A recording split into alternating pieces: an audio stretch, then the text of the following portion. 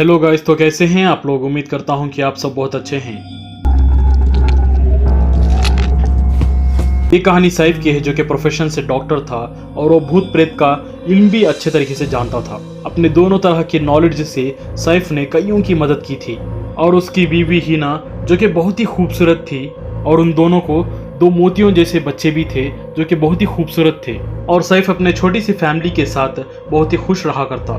सैफ की बीवी कहती है कि उसे घर पर रह रहकर बहुत ही बोर हो चुके हैं, इसीलिए सैफ कहीं जाने का प्लान करता है, वो भी सैटरडे नाइट। आखिरकार सैटरडे आ ही जाता है, मगर सैफ अपने क्लाइंट्स के चलते बहुत ही देर कर देता है आने के लिए घर। और जब सैफ अपने सारे काम निपटा कर घर वापस आता है तो देखता है कि उसके बीवी और बच्चों का मुंह लटका हुआ था। मगर सैफ उन तीनों का मूड झट से वापस ला देता है और उन तीनों को कार में कहीं लेकर जाने का वादा करके रेडी होने के लिए कहता है। लगभग शाम के 6 हो रहे थे और उसी वक्त सैफ गांव को निकलने का कहकर कार में बैठा लेता है सबको। जल्दी से अपने पिकनिक स्पॉट पर जाने के लिए सैफ शॉर्टकट अपना लेता है, जो कि उसकी बहुत ही बड़ी गलती थी।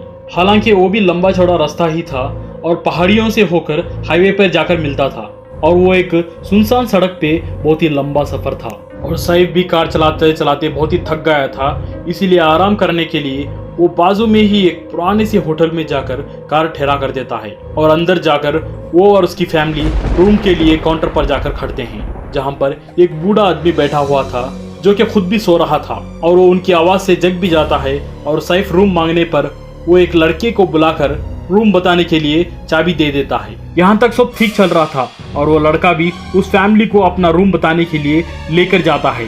और वो एक बड़ा सा रूम था जो कि बहुत ही कम दाम में मिला हुआ था उन्हें, और वो सारे वहाँ पर सेट राइट हो जाते हैं। वो लड़का सैफ से कुछ फॉर्मेलिटीज पूरे करने के लिए वापस काउंटर पर आने के लिए कहता है, और सैफ और वो लड़का दोनों मिलकर जा ही रहे थे कि इतने में ही पीछे रूम से एक चीख आती है।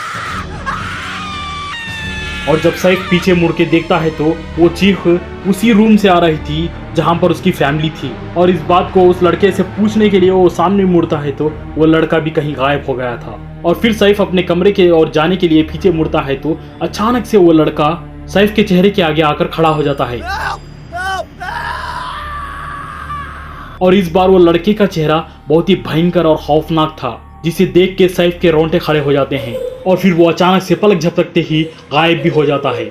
इस खौफनाक मंजर को देख सैफ हड़बड़ाते हुए उसके रूम की ओर जाता है, और वहां पर जाने पर उसे उसके बीवी और बच्चे कहीं पर नहीं मिलते, बल्कि उसकी बीवी का ड्रेस पहने हुए एक लंबी चौड़ी औरत दिखती है, जिसकी शक्ल बहुत ही भयंकर थी और नुकीले दांत, लंबे लंबे नाखून थे, जिसे देखकर किसी के भी पसीने छूट जाएंगे। और वो वहां पर बैठकर सैफ को बुला रही थी अपने और। आगे की कहानी जानने के लिए इस वीडियो को ज्यादा से ज्यादा शेयर करें, लाइक और कमेंट करना ना भूलें। मैं पार्ट 2 जल्द ही लाऊंगा हमारे इसी चैनल पर। इसी तरह की कहानियां जानने के लिए हमारे चैनल को सब्सक्राइब करें, लाइक और कमेंट करना ना भूलें। मैं आपसे मिलूंगा अगली कहानी में, तब तक अपना ख्याल रखें। Thank you very much.